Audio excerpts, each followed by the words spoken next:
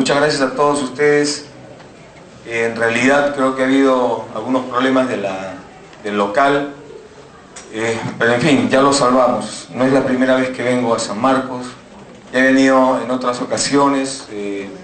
Como político me parece que esta es la segunda vez. Trataremos de hablar de varias cosas. ¿Cuánto tiempo tenemos más o menos? 30 minutos. Bueno, trataré de reducir lo que quiero. Es que lo que quiero decir es en poco tiempo, pero a veces no hay tantas oportunidades como para hablar con jóvenes que van a ser de acá unos años profesionales, y de unos años más van a ustedes ser los futuros administradores y gobernantes del país. Que en realidad uno quisiera agarrar unas 3 horas y discutir, conversar con ustedes, porque son pocas esas oportunidades que hay. Vamos a hablar un poco de educación, pero también vamos a hablar un poco de lo que es la coyuntura política, la coyuntura mundial, la coyuntura regional, la nacional, y si quieren también tocamos el tema abordamos el tema de la unidad, también lo abordamos.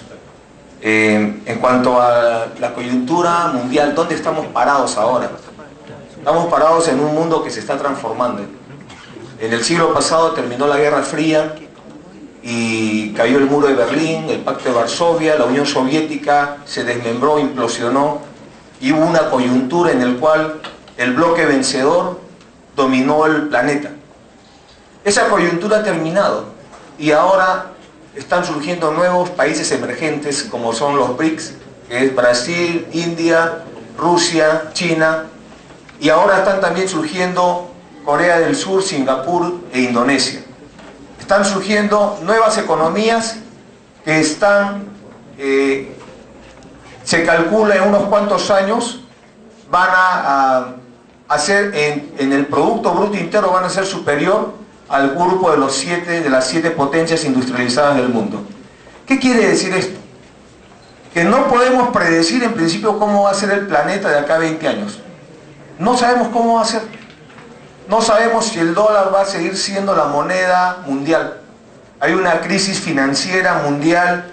Estados Unidos ha dicho que va a poner $1 billón en la economía mundial, de tal manera de que todos los países paguemos de alguna manera la crisis norteamericana. Europa, la Unión Europea está pasando por una crisis tremenda. Se habla inclusive de que pueden separar de la Unión Europea países como Portugal, Grecia, España, y se habla de que esos países tendrían que salir de la órbita del euro.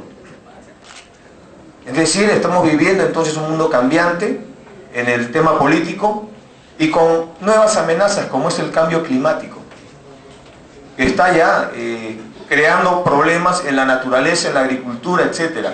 Y los países que primero van a sufrir estos efectos nocivos son los países sudamericanos. Lamentablemente el Perú ya lo está sufriendo con un proceso de pérdida de recursos hídricos en los deshielos que se están dando en los glaciares andinos. Esa es la situación, digamos, bastante resumida de lo que se vive en el mundo. En la región latinoamericana habíamos salido de lo que era un proceso de guerra fría que marcó en todo el continente una contradicción entre la izquierda y la derecha, y que en muchos casos llevó a conflagraciones internas de países hermanos, y que ahora todos vemos, ¿no?, las secuelas de esa violencia que vivimos en el pasado. Por eso nosotros creemos que Latinoamérica del siglo XXI debe estar libre de las guerras ideológicas, debe estar libre de las presencias militares de otros países y debe aprender a resolver sus problemas internos a través de la integración regional.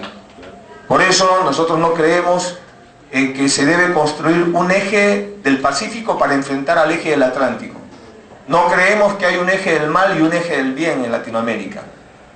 Y ya entrando al contexto peruano, criticamos la política internacional que ha venido llevando este gobierno, en el cual el eje de la política internacional no han sido los intereses nacionales, han sido simplemente ideologías, afinidades, desavenencias, problemas de dimes y diretes entre presidentes que han marcado en estos pocos años las relaciones con diferentes países latinoamericanos. Ha sido años que se han perdido de integración y que nosotros lo criticamos y nosotros vamos a corregir esto. Una vez que seamos gobierno, vamos a establecer las relaciones internacionales en base a los intereses nacionales y dentro del marco de lo que es la integración regional. Bien, entonces ya estamos en el Perú. El Perú es un país muy rico, tal vez excepcionalmente rico. Somos un país que fue hasta la época de los incas un país agrario y después, a partir de la colonia, el virreinato y la república se convierte en un país minero. La principal actividad económica del país es la minería, la gran minería que genera utilidades por encima de los 18.000 millones de dólares y que en estos momentos el Perú vive de esa minería. También otra de las actividades importantes en el Perú que mueven la economía nacional son las remesas de casi 3 millones de peruanos que salieron en los diversos gobiernos de Fujimori, García, Toledo, etcétera, a buscarse un futuro porque no lo encontraban en su tierra y están remesando platita a sus familias. El Perú vive de eso. El Perú ha abandonado lo que es la educación, las transferencias tecnológicas, la cultura, el patrimonio cultural, el acervo cultural, porque no vive de la educación. Dentro del ordenamiento mundial hay países que se han especializado en fabricar ideas, inventos, en cultivar la inteligencia y dominar el mundo a través de la tecnología. Y hay otros países que han sido relegados a una situación de primario exportadores, venta de recursos naturales y simplemente vivir de lo que Dios puso o la naturaleza puso en nuestra tierra. Esa es la situación del Perú, la situación en general de Latinoamérica, pero con una diferencia en el Perú con respecto a Bolivia, con respecto a Ecuador, al Brasil, Argentina, etc. En el caso del Perú, desde la década de los 90, con la llegada de los Fujimori al Perú, el Estado renunció a la propiedad de los recursos naturales. Esa es la gran diferencia con el resto de países primarios exportadores. Los países que venden recursos naturales son propietarios de los recursos naturales. El Perú no es propietario del recurso natural. Es por eso que cuando se dice el gas no debe exportarse y va el gobierno al Cusco, a Urubamba, a Quillabamba, a decir que no se va a exportar el gas, eso es lo que dice el gobierno, que no es el dueño. El gobierno, en la práctica constitucional y constitucionalmente, es el guardián de los recursos naturales. En palabras, en jerga, es el guachimán de los recursos naturales, pero no es el propietario. Es como que yo cuido los carros que están abajo, pero yo no soy el dueño de los carros. Yo los cuido hasta que venga alguien a sacar un carro y me pague el alquiler o la guardianía. En esa condición ha quedado relegado el Estado peruano. Es por eso que el Perú no solamente es un país primario exportador, sino tiene una estructura colonial, porque es la misma praxis de la colonia. En la época del coloniaje, la capital del Perú, que era el Cusco, se trasladó a Lima porque tenía el puerto del Callao, para poder exportar, sacar todos los recursos hacia la metrópoli que era España, que después fue Inglaterra y que después fue Estados Unidos y por último es el gran mercado mundial. Por eso la capital se traslada a la costa. Es decir, el fruto del potencial energético y de todos los recursos naturales que tiene el Perú no es el Perú, sino es el gran mercado internacional. De esa manera podemos entender por qué un país tan rico, que compite con potencias mundiales en minería, con países que tienen más de 8 millones de kilómetros cuadrados de territorio, cuando el Perú solamente tiene 1.3 millones. Un país con tantos recursos y con tan poca población puede ser tan pobre. Porque la pobreza, al fin de cuentas, es la mala distribución de la riqueza. Y eso es lo que está pasando en el país. Cajamarca es un ejemplo claro. Cajamarca es uno de los departamentos que aporta más al PBI nacional por su potencial minero. Sin embargo, Cajamarca es el cuarto departamento más pobre del Perú. Esa es la situación en la cual se encuentra el Perú. Y entonces, ¿qué queda para la población? ¿Qué queda para los jóvenes? Los jóvenes dentro de este sistema, que en este sistema actual, el joven sencillamente es mano de obra barata. Porque el Perú no vive de los ingenieros, no vive de los abogados, no vive de los grandes científicos. El Perú de lo que vive es de sus recursos naturales y de la mano de obra barata.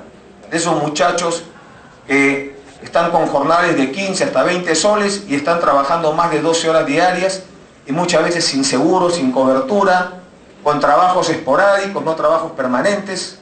En esas condiciones, el Perú no tiene futuro, si sigue así. Por eso, la coyuntura actual, como en las elecciones del 2006, marca si vamos a continuar ese curso o cambiamos la dirección, cambiamos el curso, corregimos el curso. Ese es el tema.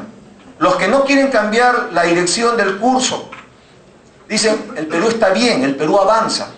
De repente por San Marcos no avanza, de repente por la sierra no avanza, pero avanza, por algún sitio debe estar avanzando el Perú, ¿no? Y hay un crecimiento económico, hay más Totus, Ripley, Saga, hay más celulares. ¿Quién no tiene ahora un celular? Antes venían los celulares, parecían un zapato número 41, ¿no? Ahora ya son chiquitos nomás los celulares, vienen con cámara fotográfica, filmador, etc. Y dicen, eso es una muestra de que el Perú avanza. Eso lo que nos demuestra a nosotros es que hay un crecimiento económico. Crecimiento económico es plata en el bolsillo, ¿no? Esa es plata. Miren su billetera, vean cuánta plata tienen y de acuerdo a eso ven su crecimiento económico. Desarrollo es otra cosa, desarrollo es calidad de vida. Y ese es el problema, que este sistema no puede transformar el crecimiento económico en calidad de vida, en desarrollo. Y por eso es que a mayor crecimiento económico hay mayor conflictividad social en el país. Ahora mismo hemos estado nosotros monitoreando porque hay un problema en el norte chico. Hay un problema entre las comunidades agrarias, las organizaciones agrarias con la minería. El gobierno aprista heredó 80 conflictos sociales, hoy día tenemos 250. La mayor parte de ellos es el enfrentamiento entre las comunidades y las empresas mineras. ¿Por qué? Porque el Perú, vuelvo a repetir, es minero, no es agrario. Cuando yo voy al campo, pregunto a los chicos, ¿qué profesión quieren seguir? Me dicen, de todo tipo de profesión menos agricultor. Porque la agricultura no es una actividad económica rentable en la patria, porque tenemos varios tratados de libre comercio que permiten fácilmente solucionar el problema alimenticio en el Perú, porque en otros países hay sobrestock de alimentos. Ahora con los productos transgénicos también es una forma de penetrar en las agriculturas de países tercermundistas. Entonces entenderemos por qué en la sierra, en la Unión, por ejemplo en Huánuco, una hectárea de terreno vale menos que 1 metro cuadrado de San Isidro. Porque acá en San Isidro, en Lima, hay Estado. Hay carreteras, hay seguridad, hay internet, electricidad, hay educación, hay salud, hay transporte, hay más oportunidades. Pero allá en la Unión no las hay. En la facultad de la Universidad de Hermilo Valdizán, esta facultad de industrias alimentarias, esos estudiantes con los que me he reunido conviven en el mismo terreno que utiliza una base militar y no tienen ni siquiera servicios higiénicos. Esos son futuros ingenieros de industrias alimentarias que está produciendo la Hermilo Valdizán de Huánuco. Entonces, esta situación a nuestro juicio tiene que cambiar. Por eso somos un proyecto de cambio y hablamos de la gran transformación. La educación en el Perú está abandonada. La educación en el Perú está abandonada desde el principio, porque siempre fue utilizada como un instrumento de dominación. Desde la época de la colonia, en la época de la República, la educación era para una élite. El sistema no permitía que la población, los jóvenes de extracción popular, pudieran acceder a la educación superior. Poco a poco se ha ido rompiendo esas vallas y los jóvenes de origen humilde estamos ingresando a la educación superior, pero el sistema no se rinde. El sistema le dice a ese joven, Está bien, me ganaste ahora, has entrado a la universidad, pero vamos a ver si consigues trabajo, ¿no? Ahí viene la venganza. Entonces terminas tus estudios universitarios y de ahí vas a la chacra, a la bodega, al mototaxi, a algún negocito por ahí, algún cachuelito. Porque el Estado centralista, el Estado corrupto, el Estado que no esté en el interior del país no tiene la capacidad de generar trabajo. Porque el Estado mismo renuncia a tener un mejor trato con el capital. Por eso es que la educación en el Perú ha venido de más a menos y le ha caído el manto de la corrupción. Las universidades no se salvan del problema de la corrupción que hay en el país. Reelecciones eternas de rectores, manipulación del voto, del tercio estudiantil, ¿no? Y tantos otros actos de corrupción que ustedes mejor los conocen, y yo por cortesía no sigo avanzando en esos temas, ¿no? Pero que los hay. Por eso la bancada nacionalista propuso el voto universal para todos los universitarios, para que elijan sus autoridades.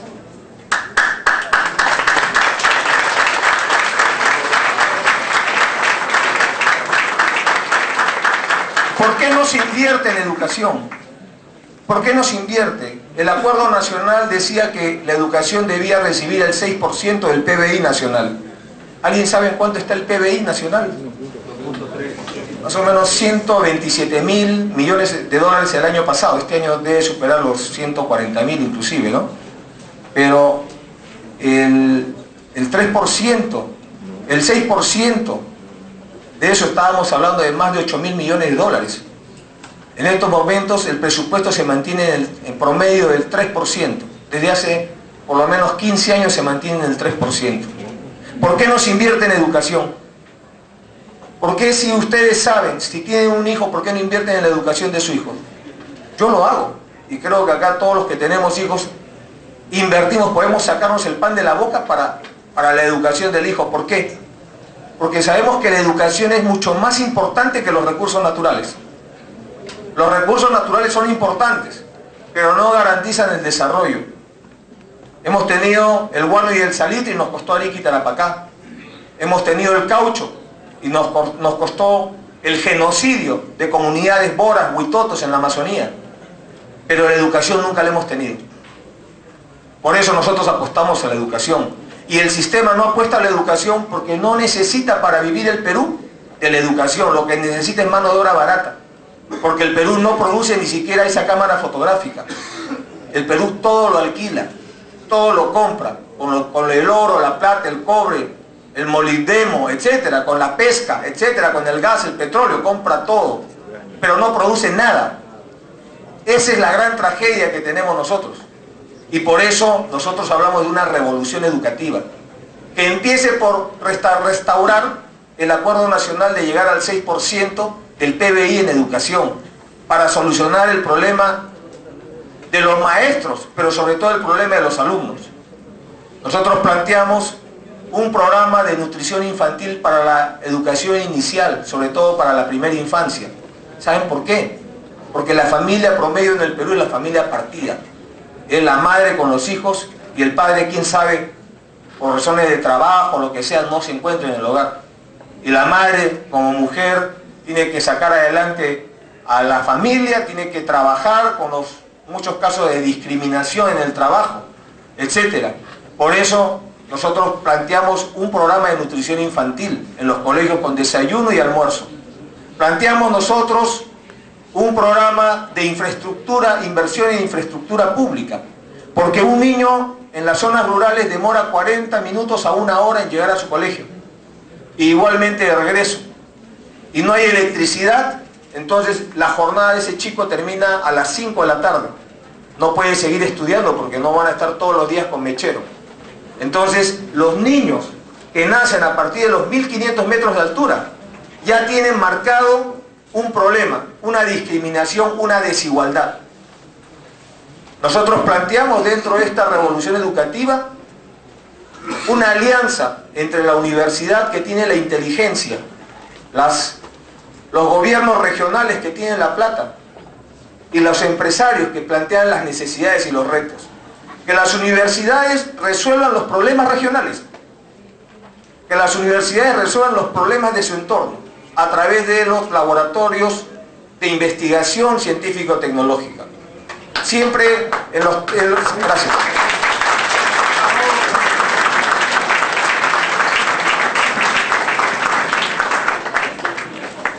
Siempre en el intercambio de mercancías entre materia prima y productos con valor agregado siempre pierden las materias primas, porque yo puedo decir a alguien que esta botella con agua les vendo a 50 soles, pero estoy seguro que nadie la compraría, porque pueden deducir fácilmente el costo de la botella y del líquido. Pero si yo digo que esa cámara vale $200, nadie va a discutir el precio, salvo que quieran regatear, pero el chip es lo que manda ahí, el cerebro electrónico de esa cámara, y eso es investigación, esa es investigación científica tecnológica.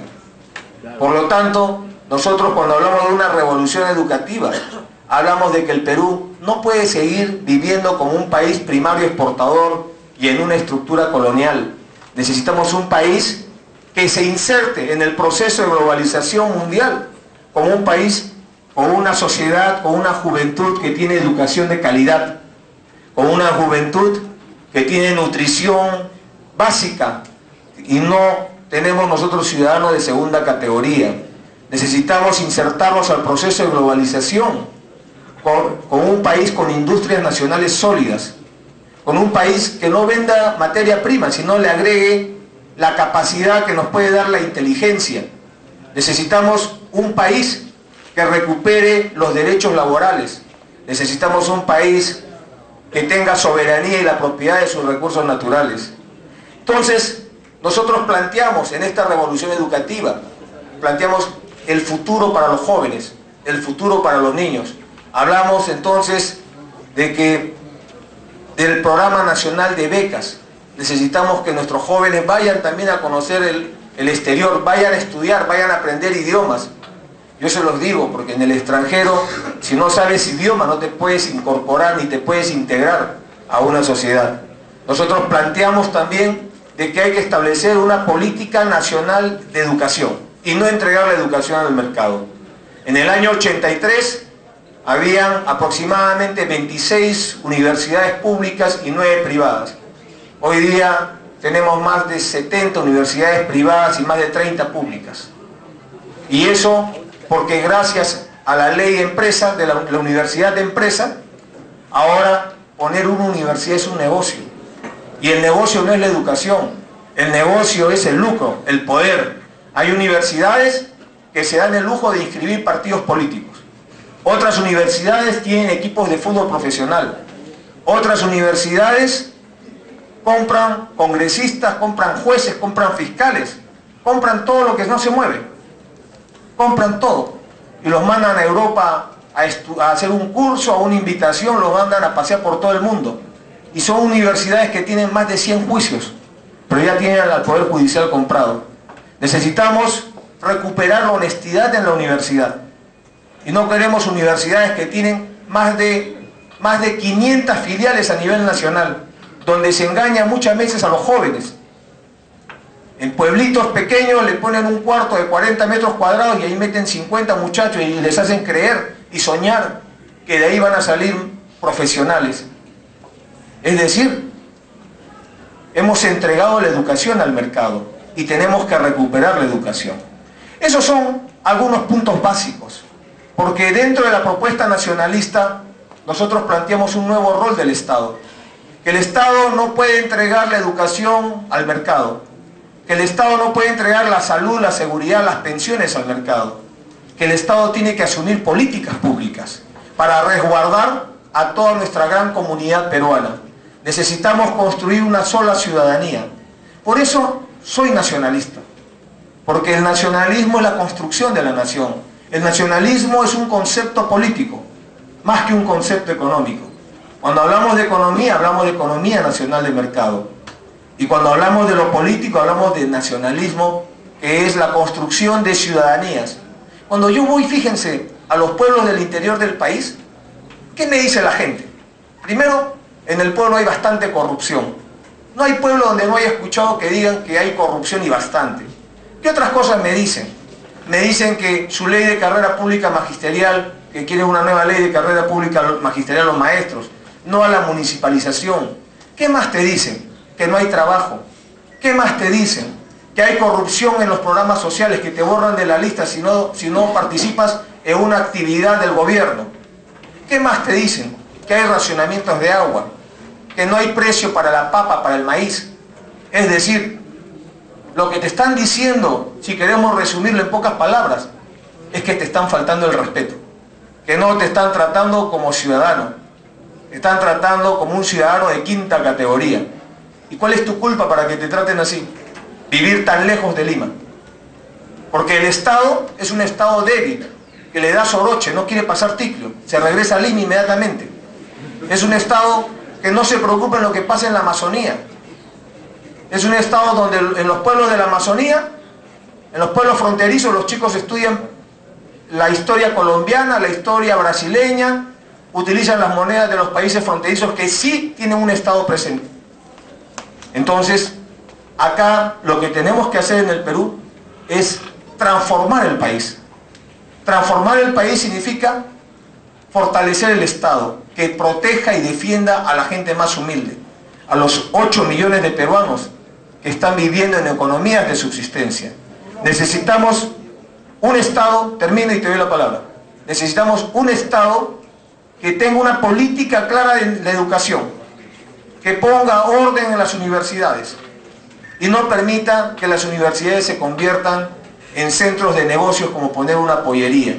Necesitamos un Estado que dé seguridad y tranquilidad en el país, que no sea un tema de tener que estar encomendándose a Dios cada vez que uno sale por las carreteras. Necesitamos un Estado que ponga paz en el país para reducir la conflictividad social que hay. Conflictos sociales por todos sitios. Eso no ayuda al desarrollo nacional. Y esto pasa porque el Estado no conversa con la población.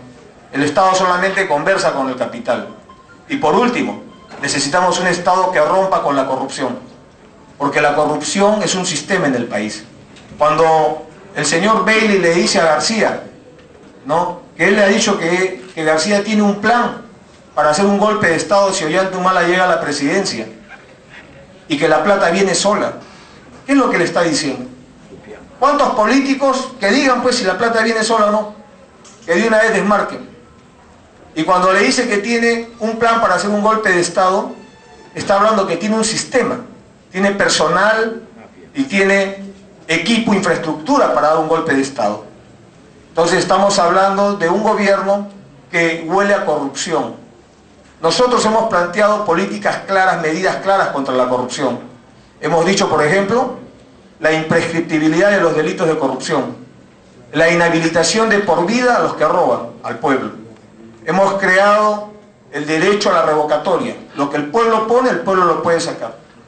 Hemos señalado el principio del juicio de residencia, es decir, que el presidente se comprometa, una vez que termina su periodo de mandato, a residir en Perú, para que el pueblo peruano, sin su seguridad ya, sin toda la parafernalia que viene, lo pueda abrazar y felicitar pues, por su brillante gobierno, ¿no? Entonces, hemos señalado que necesitamos también un presidente leal 100% al país, no un presidente 50% leal al país y 50% leal a otro país. Por eso planteamos que el presidente de Perú solo debe tener una nacionalidad, un pasaporte, porque ya los hemos visto. Cuando tienen problemas se escapan del Perú, renuncian por fax y se van a su otro país y muestran su otro pasaporte. No queremos eso. Queremos un presidente que sepa que lo que va a hacer en el Perú, él también lo va a asumir, porque después deja el gobierno y va a su casa y va a tener que asumir lo bueno o lo malo que hizo. Necesitamos una reforma parlamentaria para de una vez eliminar el cáncer del transfugismo. Ese transfugismo es la impunidad que tiene el congresista porque cree que es dueño del asiento parlamentario, cree que es dueño de la silla, entonces la alquila, la subasta, la vende, la compromete, hace lo que sea con eso, con tal de sacar algo de plata. Por eso en el Perú las leyes tienen un precio que normalmente los pobres no la pueden pagar. Los pobres tienen que salir a hacer marchas en las calles para conseguir algo. Los que tienen poder, eso llaman por teléfono al ministro de frente. Así son las cosas. Entonces necesitamos una reforma parlamentaria que permita a los partidos políticos destituir a los congresistas tránsfugas. Todos los congresistas ingresaron a través de partidos políticos.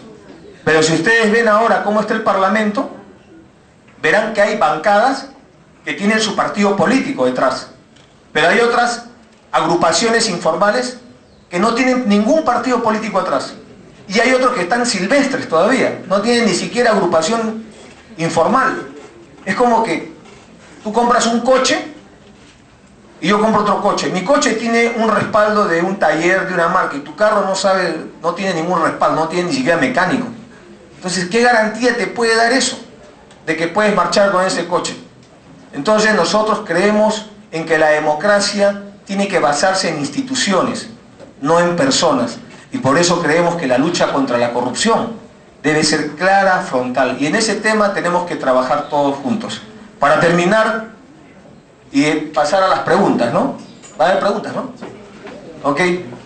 Entonces, para pasar a las preguntas, hemos hablado de una serie de cosas, del contexto mundial, del contexto regional, de lo que es el diagnóstico del Perú, de qué vive el Perú, por qué la educación es importante para el Estado peruano, cuánto es el presupuesto educativo, qué es lo que queremos hacer en materia de educativa, cuáles serían las políticas públicas a las cuales el Estado se tiene que centrar. Y por último, decirles de que tenemos que trabajar juntos, que ustedes tienen en promedio seguramente 20, 22 años, tal vez mucho. Hay una chica que me está abriendo la boca de alarmada, de tener menos ella, ¿no? Pero digamos lo siguiente, yo a la edad de ustedes mi situación era distinta, porque si bien el Perú también estaba mal, no estaba tan mal en términos de conflictividad, etc. Es decir, lo que la generación de ustedes va a tener que asumir mayores responsabilidades que la generación que nos tocó vivir a mí o a otras personas que son mayores que yo. Que de repente hace 50 años los jóvenes no tenían por qué estar preocupándose más allá de sus estudios. Ahora ustedes tienen que preocuparse ya desde ahora en lo que es la política nacional. Y vengo a la universidad porque creo de que aquí tienen que salir los futuros semilleros de los partidos políticos. Las universidades han pasado una etapa oscura, que fue la época de Sendero, donde estaba acá Sendero y estaban las bases militares. Yo recuerdo esa época, yo estaba en el ejército. Y en esa época, si yo hubiera tenido un hijo o una hija en la universidad y me entero que en la Cantuta han desaparecido 9 estudiantes o 8 estudiantes y un maestro, y mi hija o mi hijo me dice, papá, me voy a quedar después de clase, yo le digo, no, no te quedas, yo voy a recoger y me lo llevo. Es decir, las universidades se escolarizaron, se abandonó el debate político y se volvieron como colegios. A tus clases no te metas en política. Pero el universitario, la universidad no puede abandonar la política. La política es parte de la cultura universitaria. Los universitarios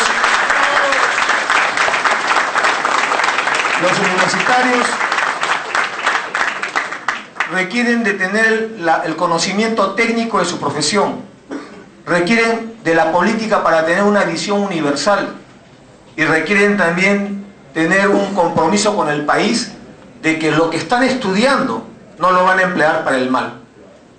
Esos son los 3 requisitos que debe tener un universitario. Para terminar, en el tema de la política, los partidos políticos están faltos de cuadros. Hay un vacío en los partidos políticos. Faltan cuadros. Y los cuadros tienen que salir de las universidades. Y hace muchos años que las universidades no producen cuadros políticos. Y creo que es el momento nuevamente de organizarse los universitarios en los partidos y agrupaciones políticas que creen, pero que también participen en la vida política del país. No solamente en las marchas por el cobro del pasaje, por el tema del almuerzo universitario, sino en lo que está pasando en el país. Hoy día estamos viendo, por ejemplo, cómo el Tribunal Constitucional da una sentencia para que la prueba para meter preso a los que estaban concesionando, licitando recursos naturales direccionados por intereses económicos, se salven de la cárcel. Hoy día los Vladivideos no servirían como prueba y Montesinos tendría que salir libre. El señor Ariza, ese traidor, ese técnico de la Fuerza Aérea que vendía planes a Chile, también tendría que salir libre, porque ¿con qué prueba lo van a acusar de que es traidor a la patria? Es decir, acá lo que está pasando en el país son cosas graves, pero que tienen solución. Yo creo y tengo esperanza en mi país. Yo siempre he estado enamorado de mi país. Por eso me metí al ejército, pudiendo haberme ido a estudiar al extranjero. Dejé la universidad, estuve en la agraria, en la Universidad Agraria de La Molina. Dejé la universidad y me metí al ejército. He tratado de conocer mi patria para poder amarla mejor, porque no se puede querer o amar lo que no conoces. Y me tocó, por circunstancias de la vida, hacer un levantamiento militar el año 2000, no contra el alcalde de Locumba, de Tacna, sino contra el mismo presidente de entonces, que era Fujimori. Y eso cambió mi vida. Mi sueño era ser comandante general del ejército. Ahora ya no puedo cumplir eso, porque la situación que se dio después del levantamiento hizo de que mi vida cambiara. Después del levantamiento militar, denuncié al alto mando militar que había firmado el acta de sujeción para Fujimori y Montesinos. Me mandaron 2 años fuera del país. He regresado a mi patria después de esos 2 años y formé un partido político, porque creo que también es una forma de construir ese país que tú llevas en tu corazón, en tu pecho. Y siempre lo he mantenido así. Creo además de que el problema que tenemos es que la gente que está arriba y que tiene el poder no ama al Perú. Por eso lo venden, por eso lo trafican, etcétera. Porque si lo amaran, lo cuidarían. Cuidarían a sus niños, cuidarían a su gente, sus recursos, lo desarrollarían. Pero como no lo aman, lo trafican. Y por eso necesitamos gente joven que ame a su patria y que quiera sumarse a la política. La política ahora está llena de corruptos. Hemos hecho de la política una de las peores profesiones. Ser político en el Perú es sinónimo de ser corrupto. Y la política, para meterse en la política, tienes que pasar por un charco de lodo. Nadie quiere verse en los periódicos y que le digan la vela verde. A mí me han dicho de todo. Me han dicho, hice un levantamiento militar para defender la democracia, el orden constitucional, y era un antidemócrata. Defendí mi patria, 25 años de mi vida en el ejército, estuve en la cordillera del Cóndor, en las zonas de emergencias, y era un vendepatria que iba a entregar el Perú a Chávez. Reclamo que el impuesto a las sobreganancias tienen que cobrarse cuando las haya, y que el canon minero lo debe pagar la empresa y no el Estado como lo paga. Y voy a ser como Evo Morales o voy a ser como Chávez. Es decir, todo te lo cambian de tal manera que te van tergiversando. Y te dicen de todo. Ustedes recordarán cuando recién empezábamos, ¿qué nos decían? Que íbamos a fusilar a los maricones. ¿Qué más? No hay fusilamiento para nadie, no se preocupen. ¿No? Que al que tenía 2 casas le iba a quitar una. ¿No? En fin, tantas cosas me dijeron para sembrar el miedo. Pero yo les digo, me he quedado en mi patria, no me he ido como García, no me he ido como Fujimori. He estado 3 años y medio con libertad condicional. ¿Qué más compromiso puedo hacer por mi patria? Es llevar un proyecto que al principio, hace 5 años, no éramos nada. No éramos nada, éramos Nadine y yo haciendo los mosquitos, la propaganda. Y ahora, ¿cómo no emocionarme cuando llego a una universidad de tanto prestigio y antigüedad como San Marcos?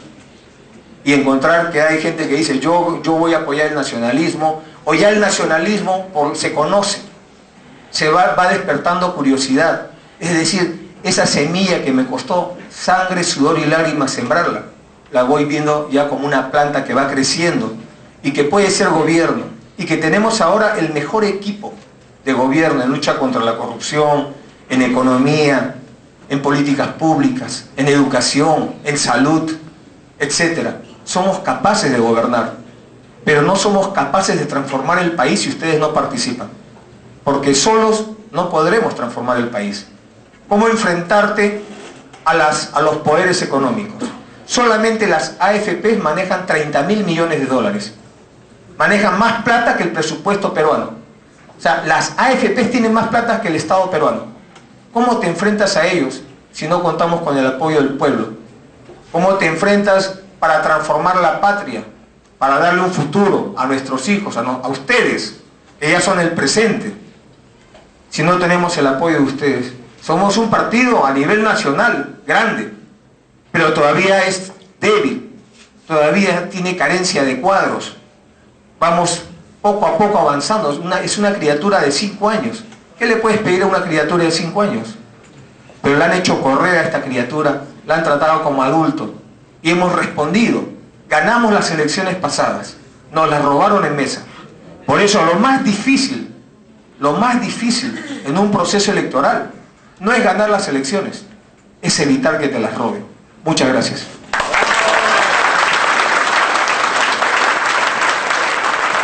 Con los aplausos para el comandante del grupo Ollanta Humala-Caso. Vamos a hacer un resumen, bueno, los 5 puntos fundamentales de toda su exposición. Plantea conocer el Perú para entenderlo y por lo tanto para amarlo, fortalecer la presencia del Estado a nivel provincial. También plantea que el Estado debe asumir roles. También plantea una política nacional de educación y no entregársela al mercado. Y también plantea una universidad relacionada con los problemas regionales y también apoyar la politización del estudiantado. Queremos agradecer también para que este evento haya salido adelante algunas personas. Eduardo Peñafiel está aquí con nosotros, fuertes aplausos para todos ellos, por favor. Víctor Yupanqui, Jonathan Taco, Mari Núñez, Alex Gómez, Isabel Rosa, Ricky Aguilar, Evelyn Carchi, Gerson Isla, la prensa del Partido Nacionalista, a Julio Blanco, al profesor Orozco, que es de Economía, a Percy Ortiz, también de San Juan del Lurigancho. Fuertes aplausos para todos ellos. Y también fuertes aplausos y saludos para la señorita Inés Rodríguez. Inés Rodríguez, ella es regidora de Lima para Todos. Fuertes aplausos para ella, por favor. Bueno, vamos a pasar a una ronda de preguntas. Evidentemente creo que muchos quieren preguntar. 15 minutos, ¿está bien? Acá el señor levantó la mano primero. 2 minutos, por favor. Sí. Sea conciso. Todo estaría bien de social, pero lo que he estado estudiando, porque soy autodidacta, es que el universo es debate y no social. Entonces, una revolución educativa de Perú no sería de social yendo a amigos, sino de debate participando cada uno. Repito, todo estaría bien de social, pero lo que he estado estudiando, porque soy autodidacta, es que el universo es debate y no social. Entonces, una revolución educativa de Perú no sería de social yendo a amigos, sino de debate participando cada uno. Muchas gracias. Vamos a reunir todas las preguntas y las vamos a contestar al final. A ver, por acá, por favor. Sí, comandante, respecto al carácter del Estado, el Partido Nacionalista Peruano cree un Estado laico. ¿Y qué opina usted del concordato entre la Iglesia Católica y el Estado firmado a postrimerías del régimen de la dictadura de Morales Bermúdez? Quisiera que explicara este punto para todos los presentes. Bueno, saludar en todo caso a los ponentes. Una de las propuestas que tiene el Partido Nacionalista es la Asamblea Constituyente y la nueva Constitución, ¿no? Pero yo pregunto, la dación de una nueva Asamblea Constituyente y una Constitución implica necesariamente una nueva acumulación de poder. La pregunta que lanzo es si las elecciones, o en todo caso si salir ganador, es una expresión de esa nueva correlación de poder. Esa es una pregunta. La otra, también relacionada al tema de la educación, ¿no? Si bien es cierto, se ha mencionado que el país prácticamente se encuentra en un estado de dependencia económica, política, social, cultural, etc., ¿no? ¿Por qué dentro del proyecto, en todo caso, del Partido Nacionalista, la propuesta para la educación no vendría a ser romper con esa dominación y presentar en todo caso un proyecto de soberanía tecnológica y científica. ¿Otra pregunta? A ver.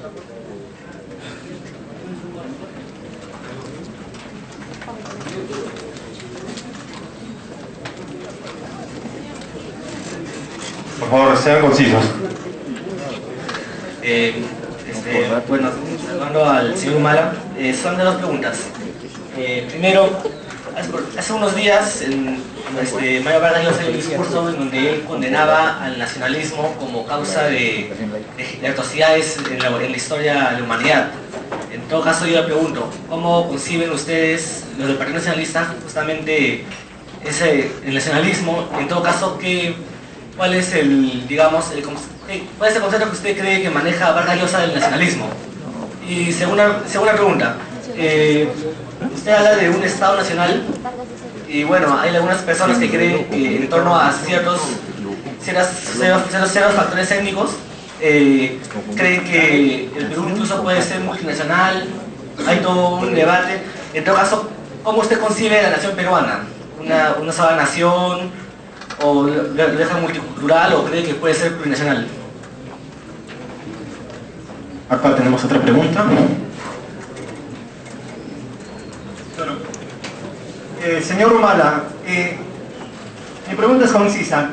¿Qué relación o simplemente qué opinión tienen ustedes de los otros grupos que están participando de las elecciones que también son de izquierda? Como por ejemplo el Partido Tierra y Libertad, Fuerza Social o del señor Tizango, e incluso el movimiento de su hermano Antauro Humala, el Partido Etnocacerista.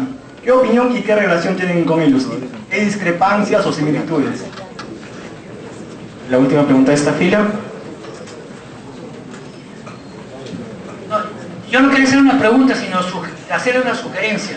¿Por qué uno incluye en las ofertas del programa de gobierno, para que sea más impactante frente a la población votante, el establecer, por ejemplo, algo que ustedes también propusieron, creo, una carretera, una vía Tacna-Tumbes y carreras troncales, y que éstas se realicen, sacar de alta peligrosidad a trabajos forzados en esas supercarreteras de costa y penetración.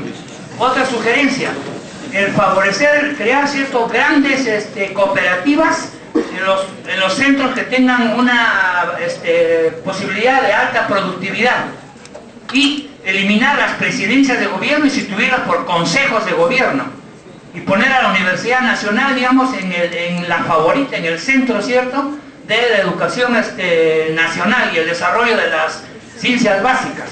Eso era... Por esta fila, a ver, vamos a estar en orden, ¿ok?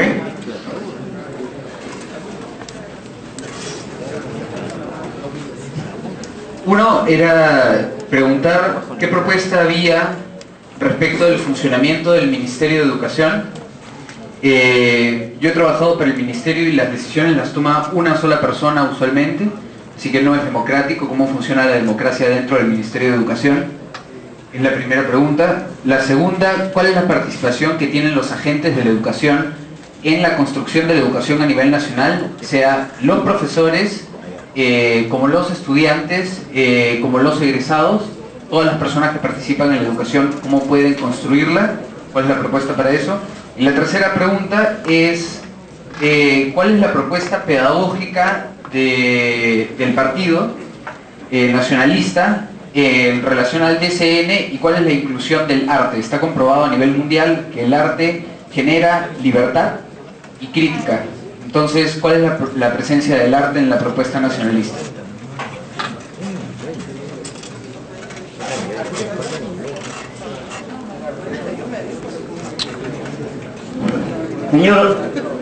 Señor Ollanta, dígame, si usted saldría electo en las elecciones del 2011, ¿haría usted efectivamente un gobierno revolucionario y usted derogaría la Constitución del 93 de Fujimori en brevemente o en qué lapso? Y la segunda pregunta, ¿qué pasaría si si a usted le robaran otra vez las elecciones y no salía el presidente como el gobierno anterior donde le robaron las elecciones. Y la tercera pregunta, usted nos da, el que habla, yo soy profesor jubilado de colegios, tengo un haber de 800 soles, nos quitaron los tres decretos de no pensionables de Toledo. Entonces, se dice que Toledo va a hacer aumentos, pero yo creo que mejor se hablaría de la recuperación de esos tres decretos no pensionables para los maestros jubilados, para no darle el carácter de aumento. Sería mejor que nos reintegren a los jubilados, a los profesores jubilados de colegios, esos tres decretos que nos quitaron y que fueron no pensionables, ¿no?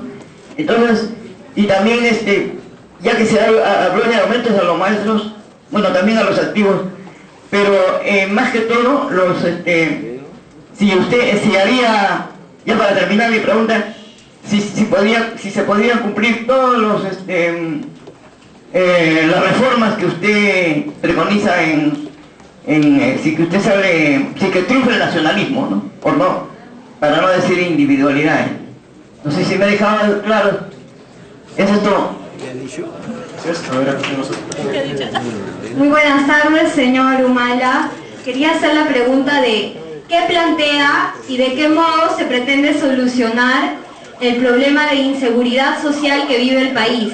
Sean barras bravas, pandillaje permisivo, secuestros, asaltos, el caos que vive actualmente el país debido a una falta de inculturización y una falta de acceso a la calidad educativa y la exclusión que hay de la misma. Gracias. Buenas tardes, saludo a la ponencia. Efectivamente, en la coyuntura política actual electoral se plantea un tema muy concreto, que es el de la unidad, el de la convergencia, el de el programa político común de todas las fuerzas progresistas y nacionalistas.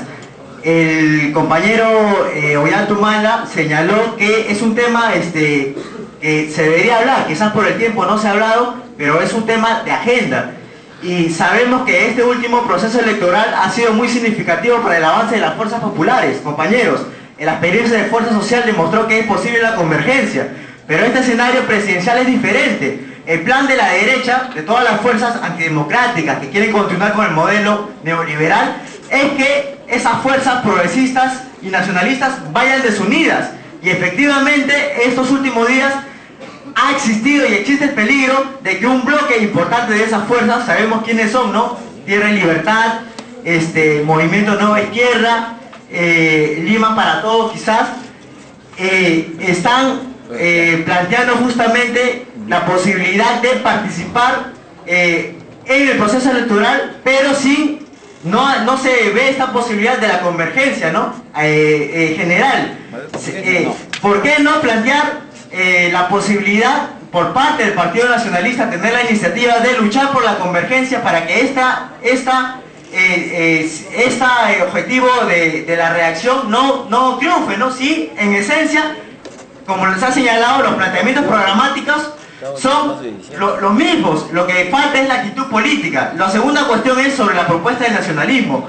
Como bien señaló un gran pensador que es José Carlos Mariátegui, no se puede hablar de nacionalismo sin hablar sobre el problema de la tierra ni plantear la propuesta del Perú integral, es decir, la integración de las comunidades campesinas y selváticas, sobre la base de ellas concebir el nacionalismo y incorporar las otras tradiciones culturales occidentales.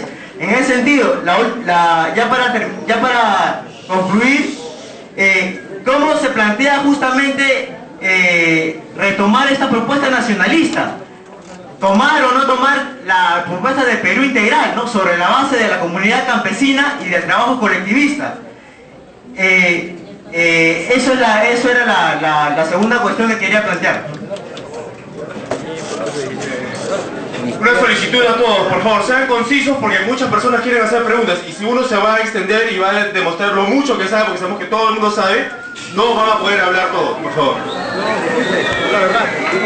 Señor Ollanta, Ante todo, muy buenas tardes. El tema parte que nos quisiéramos conocer cuál ha sido el proceso de negociación de la unidad. El MNI, muchos cupos congresales estaba pidiendo para ir con la alianza progresista, nacionalista y de izquierda. Si bien es cierto, el Partido Nacionalista ha tocado un tema muy puntual, el tema de la corrupción, y hemos visto que el presidente de Fuerza Social, Vladimiro Guaro, está comprometido con actos de corrupción donde ha dado planillas a su secretario general. ¿Qué actitud se va a tomar al respecto? Y otro tema, si vamos a ir a una asamblea constituyente, ¿por qué no postulamos sin congresistas? Ya que son unos comechados y prácticamente han llevado el tema de la precariedad en el ámbito político, que sería una buena opción, como lo ha dicho Rafael Correa. Gracias. A ver, por acá.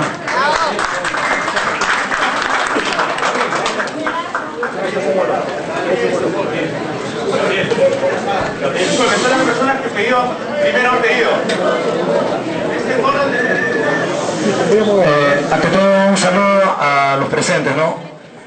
Señor Ollanta, cuando se hace referencia a los programas políticos, la gran mayoría de gobernantes que hemos tenido se han sometido a los mandatos del Fondo Monetario Internacional. Prueba de ello es de que quienes manejan el Ministerio de Economía se han sojuzgado a todo un planteamiento. Y ese proceso que viene desde la época de Fujimori, Alan García, Toledo, Alan García, han seguido un plan, el proceso de privatizaciones. La interrogante es la siguiente: cuando usted llegue al poder, ¿cuál va a ser su relación con respecto al Fondo Monetario Internacional, al Banco Mundial, a la firma de la acta de intención y con respecto a las recetas económicas de Estados Unidos? Segundo interrogante con respecto a lo que es el tema de educación. Un rector de la Universidad Nacional de Ingeniería plantea tres tipos de universidades: universidad de empresa, universidad estatal y universidad mixta. Primera pregunta, usted con respecto a las universidades particulares, ¿va a evitar que aumenten, que proliferen? Segundo, ¿cuál va a ser el papel de la universidad estatal? ¿Va a ser una universidad mixta o va a ser una universidad privada? Ya que hay gran cantidad de profesores que están desarrollando todo un conjunto de ideologías para mantener una universidad privada, rechazando la gratuidad de la enseñanza. Entonces el interrogante es, ¿cuál es el papel con respecto a la gratuidad de la enseñanza dentro de la universidad?